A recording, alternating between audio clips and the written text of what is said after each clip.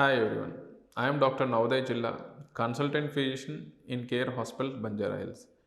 I am here to tell about few words on tonsillitis because it's a small part of that is placed behind your tongue. So in the oral cavity, it's a lymphatic tissue. That means it contains tissue which has more of cells which are in return in relevance to immunity.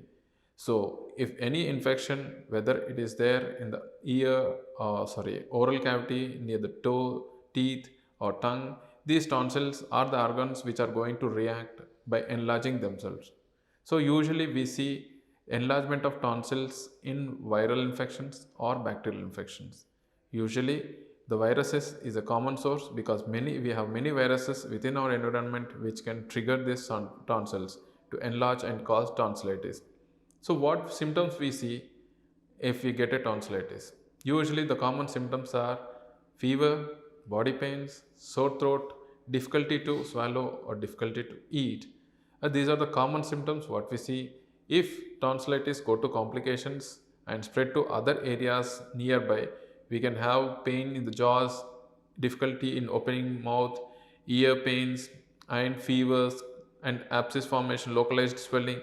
All these are the complications associated with tonsillitis.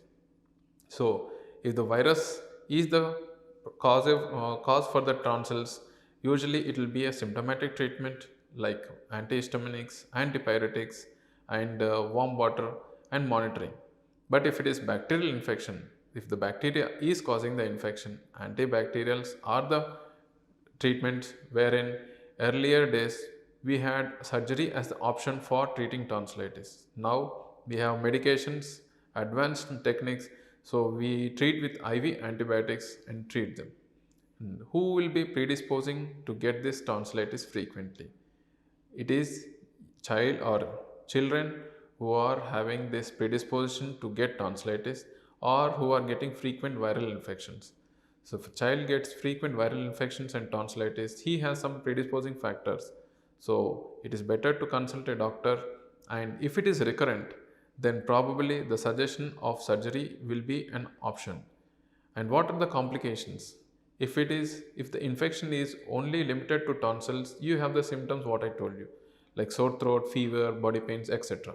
But if the tonsillitis infection is severe enough, it can spread to neighboring areas, causing pain, has increased symptoms, or ear discharge, ear pain, or it can cause localized abscess, causing severe pain and fevers. And if it is recurrent or the swollen tonsillitis is so severe that if you are not able to eat or swallow, and we need to consult a doctor if required, surgery is an option for them. And what are the preventive aspects for avoiding frequent tonsils or tonsillitis? It is better to avoid cold drinks, cold items like ice cream, which are usually a predisposing factors, and exposing children or predisposing people into cold environment or cold weather, because in cold weather we catch up viral infections very frequently. So I say that it's better to be on a preventive aspects by drinking warm water and staying indoors or having warm environment in and around and not taking cold things frequently. Thank you.